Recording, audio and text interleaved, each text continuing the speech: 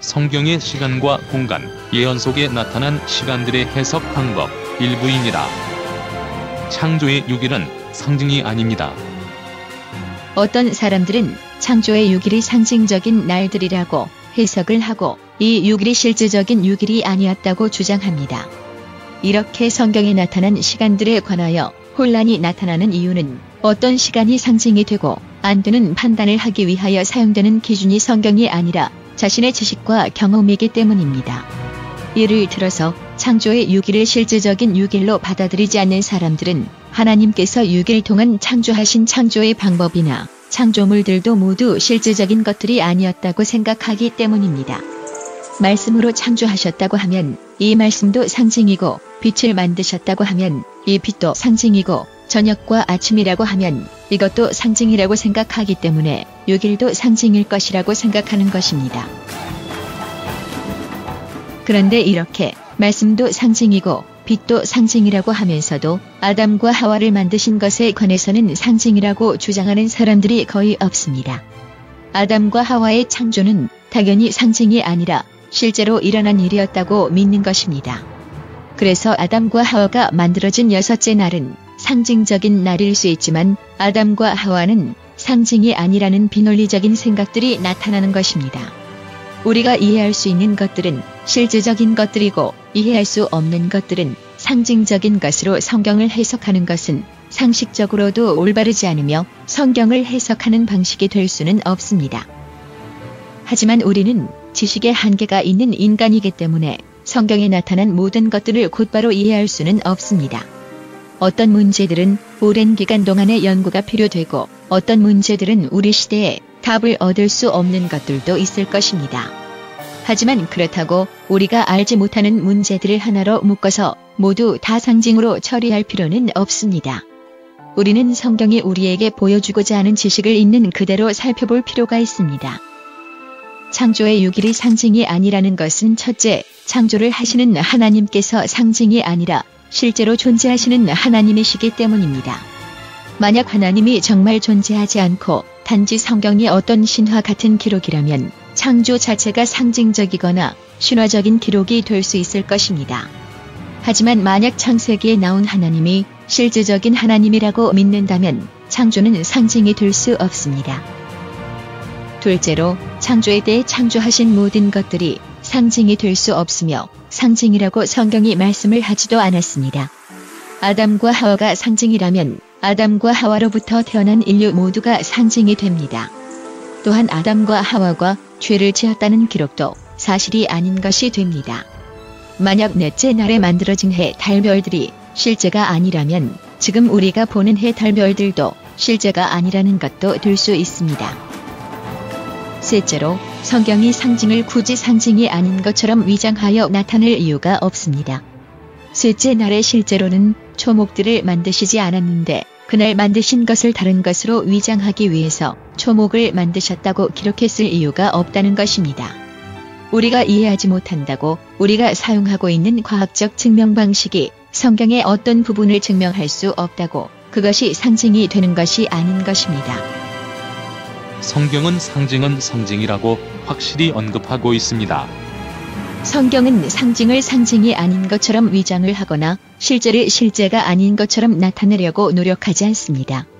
다니엘서와 요한계시록에 나타난 많은 상징적인 기록들이 그 뜻이 무엇인지 알기는 쉽지 않지만 그 이야기들이 상징적인 대상을 사용하고 있는지 아니면 실제적인 대상을 사용하고 있는지는 확실히 나타나 있습니다. 위 성경절을 보면 어느 것이 상징이고 어느 것이 실제인지 명확히 알 수 있습니다. 느부갓네살 왕이 본 금머리는 느부갓네살을 가리키는 것이었고 이 꿈의 해석상 그 다음에는 다른 나라가 일어날 것이라고 하였기 때문에 금머리는 바벨론을 가리키는 것이라고 할 수 있습니다. 그러므로 금머리는 느부갓네살을 가리키는 상징이고 느부갓네살은 실제로 다니엘이 대화를 하고 있는 실제인 것입니다. 상징이 실제적인 숫자를 가질 수 없습니다. 상징과 실제는 섞어서 쓸 수 없습니다. 예를 들어서 성경에는 느부갓네살 왕이 실제로 자신이 꿈에서 본 그 신상을 만들었다는 기록이 있습니다. 그런데 금머리가 느부갓네살 왕을 상징하는 것임을 우리는 알고 있습니다. 그렇다고 신상을 만들므로 두 명의 느부갓네살 왕이 생겨난 것은 아닙니다. 그 신상이 꿈에서만 있었던지 실제로 존재하였던지 상관없이 실제 왕은 느부갓네살 한 명이고 그 왕을 상징하는 것은 금머리인 것은 변하지 않습니다. 만약 바벨론이나 느부갓네살 왕이 어떤 일을 몇 년에 걸쳐서 했다고 기록했다면 이 시간은 실제적 숫자가 되고 금머리가 수를 가지고 있다면 그 수는 상징수가 됩니다. 예를 들어서 느부갓네살이 다스린 지 2년이 되는 해에 느부갓네살이 꿈을 꾸고라는 말씀에 나온 2년은 실제로 2년을 가리키는 것이지 상징적인 시간이 될 수 없다는 것입니다. 그런데 만약 여기서 느부갓네살이라고 하지 않고 금머리가 다스린 지 2년째라고 적었다면 상황은 달라집니다. 금머리가 상징이기 때문에 다스린다는 말도 상징이 되고 2년째라는 시간도 상징이 되어야 하기 때문입니다. 그러므로 상징은 상징수를 갖고 실제는 실제수를 갖는다는 것입니다. 또 다른 예를 들어서 무궁화 나무가 100년을 살 수 있다고 가정해봅시다. 한국 사람들에게 무궁화는 한국을 상징하는 꽃입니다. 이 두 사실을 합하면 무궁화는 한국이 100년밖에 존재할 수 없다는 것을 상징한다고 말할 수 있을까요? 그렇지 않습니다. 무궁화가 우리나라의 꽃이 된 이유는 무궁화의 꽃이 지고도 다시 피어나는 특징 때문입니다. 이렇듯 상징과 실제를 섞어서 사용할 수 없습니다. 무궁화의 꽃이 지고도 또 핀다고 하여도 겨울이 오면 어차피 다 지는 것은 사실입니다. 무궁화가 그 꽃의 특성상 하나의 상징이 된 것은 사실이지만 일단 상징이 된 이상 그 실제적 특성은 없어져야 하며 상징으로서만 쓰여야 합니다. 무궁화 나무의 실제적 수명과 상징적 수명이 다른 것처럼 상징이 가지고 있는 것은 모두 상징으로 해석되어야 한다는 것입니다.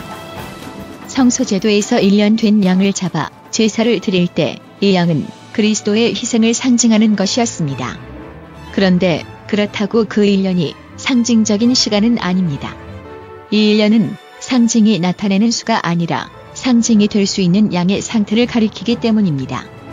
1년 된 흠없는 양만이 그리스도를 상징할 수 있다는 의미가 그리스도를 상징하는 양이 1년이라는 상징수를 갖는다는 것이 아니라는 것입니다. 이 1년은 상징이 될 수 있는 조건을 형성하는 것이지 양의 상징으로서 나타내는 상징적 숫자가 아니라는 것입니다. 그러므로 상징이 나타내고 있는 수가 실제적인 수가 될 수 없기 때문에 상징은 그 상징하는 대상이 무엇인지 밝혀져서 그 대상이 가지고 있는 실제적인 숫자로 바뀔 수 있을 때에 그 뜻을 알 수 있게 됩니다. 그래서 성경은 예언 해석에 관한 많은 예들을 언급하고 있는 것입니다. 성경에는 해석이 포함된 예언과 해석이 없는 예언들이 있어서 해석된 예언들을 보고 해석되지 않은 예언들을 해석할 수 있게 하였습니다. 해석된 예언 속에 상징을 해석할 수 있는 공식이 들어있기 때문입니다. 다니엘이 느부갓네살의 꿈을 해석해 준 것과 다니엘서 7장 8장에 나오는 예언들을 해석해 놓은 것들이 바로 해석된 예언들의 예이며 이곳에 나타난 해석들이 상징적 시간과 실제적 시간을 구별하는 단서를 제공하고 있습니다. 우리는 해석된 예언들을 보고 그 해석 방식을 이용하여 해석되지 않은 예언들을 해석하며 해석된 상징적 시간에 관한 예를 따라서 해석되지 않은 상징적 시간을 해석해야 하는 것입니다. 그렇다고 성경의 예언 해석이나 시간 계산 방법에 관하여 구체적으로 설명한 자세한 공식이 있다는 것은 아닙니다. 대부분의 경우 성경 여기저기에 몇 단서들만 남겨놓은 것처럼 보이며 그것들도 무엇을 의미하는지 불분명하게 보일 때가 많습니다. 그러나 이렇게 불분명하게 보이는 성경 말씀들은 상징을 쓰고 있는 성경의 말씀들을 가지고 있는 목적을 설명해주고 있습니다. 상징을 썼다는 것은 대상을 숨기기 위한 것이고 상징을 풀 수 있는 해석을 포함하였다는 것은 숨겨진 대상은 밝혀지기 위해서라는 것이며 말씀이 불분명하게 보이는 것은 밝혀져야 할 시기가 있다는 것을 가리키기 때문입니다. 시간은 독립적으로 존재할 수 없습니다. 성경은 상징과 실제를 확연히 구분하였고 그 구분된 상징과 실제적 시간을 어떻게 적용해야 할지도 보여주고 있습니다. 시간이 상징적 시간이 되려면 그 시간을 가지고 있는 대상이 상징이 되어야 합니다. 시간 자체가 상징이 될 수는 없기 때문입니다. 시간은 스스로 존재하는 것이 아닙니다. 우리는 100년이 있다라고 말하지 않고 그렇게 말할 수도 없습니다. 100년이라는 시간이 스스로 있을 수 없기 때문입니다. 그래서 30년과 50년을 합치면 80년이 된다라고 수학적인 계산을 할 수 있지만 여기 30년이 있고 저기 50년이 있으니 이 둘을 한 곳으로 모으면 80년이 된다라고 하지는 못하는 것입니다. 그러므로 숫자는 독립적으로 계산될 수 있지만 시간은 독립적으로 존재할 수 없습니다. 시간은 그 시간을 가지고 있는 대상이 있어야 합니다. 또 다른 예를 들자면 나는 34살이다라고 말할 때 34년은 그냥 허공에 떠있는 34년이 아니라 내가 태어나서 살아온 시간의 횟수가 34년이라는 뜻이며 이 34년을 가지고 있는 대상이 바로 나입니다. 이 경우 나가 없이 34년이 그냥 허공에 떠있는 독립적인 시간이 될 수 없는 것입니다. 어떤 사람들은 시간이 느려지고 시간을 역행할 수 있다는 시간 여행의 가능성이 시간의 독립성을 말해주는 것이라고 생각합니다. 그러나 우리가 무엇을 하든지 시간으로부터 분리될 수는 없습니다.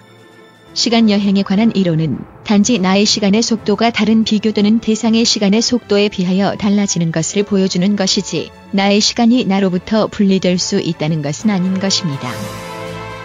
아직 일어나지 않은 예언은 주관식 문제입니다. 예언을 해석할 때 문맥적 예언 해석 또는 역사적 예언 해석을 한다고 이미 일어난 사건들을 모아 예언에 끼워 맞추는 일이 일반적인 방법입니다. 역사적 사건들을 연구하여 과거에 나타났던 예언들의 성취를 발견하는 것도 중요합니다. 그러나 끼워 맞추기식의 연구는 과거에 일어난 일들에 대해서는 적절한 방법이 될 수 있을지 모르나 미래에 일어날 사건들을 연구하는 데는 쓰일 수 없습니다. 이미 일어난 사건들에 관한 예언은 그 예언이 가리키고 있는 것 같은 비슷한 사건들을 다 모아놓고 비슷한 것들끼리 연결시켜도 별 큰 위험성이 없을지 모릅니다. 그러나 아직 일어나지 않은 예언들은 그 예언을 푸는 식을 알지 못하면 해석할 수 없습니다. 미래에 일어날 예언은 주관식이기 때문입니다. 공식을 정립하지 않은 채 그럴듯한 사건들을 연결시키려 하는 것은 큰 혼란을 가져올 것입니다. 성경 어느 부분에도 이것이 예언을 해석하는 방법이므로 이 방식을 따르라고 직접적으로 언급한 부분은 없습니다. 에스겔 4장 6절에 보면 일일이 1년이니라고 하였지만 성경에 나온 모든 일을 1년으로 해석하라고 명령하지는 않았습니다. 하지만 성경에 예언이 나오고 예언 속에는 알기 어려운 상징적인 숫자들과 시간들이 포함되어 있습니다. 만약 성경이 인간을 위하여 쓰여진 말씀이라면 이렇게 난해하게 보이는 상징들을 해석할 수 있는 방식을 성경이 포함하고 있어야 합니다. 성경은 하나님의 말씀을 연구해야 한다고 하였으며 연구하여 이해하라는 말씀은 그 안에 답이 있다는 것을 나타내기 때문입니다. 상징이 가지고 있는 숫자나 시간은 상징적인 숫자나 시간입니다. 성경이 우리를 위하여 쓰여진 책이라면 상징적인 수를 실제 수로 바꿀 수 있는 방식이 주어졌을 것입니다. 성경이 선별한 특정 방정식을 정리해서 이것을 적용하라고 따로 명령하지 않았다고 상징수를 해석하는 방식을 찾아서 적용하면 안 된다고 주장하는 것은 잘못된 논리입니다. 성경이 어떤 숫자를 상징으로 감추었는데 성경이 우리를 위하여 쓰여진 책이라면 그 뜻은 성경은 우리가 그 감추어진 것들을 이해하기를 원한다는 것이며 성경의 상징적인 숫자를 해석하는 예가 나왔다면 바로 그것이 상징적인 숫자를 해석하는 방식이라고 성경이 가리키는 것이며 그 방식을 이용하여 다른 상징들을 풀라고 명령하는 것과 같은 것입니다. 성경의 시간과 공간, 예언 속에 나타난 시간들의 해석 방법 2부에 계속됩니다.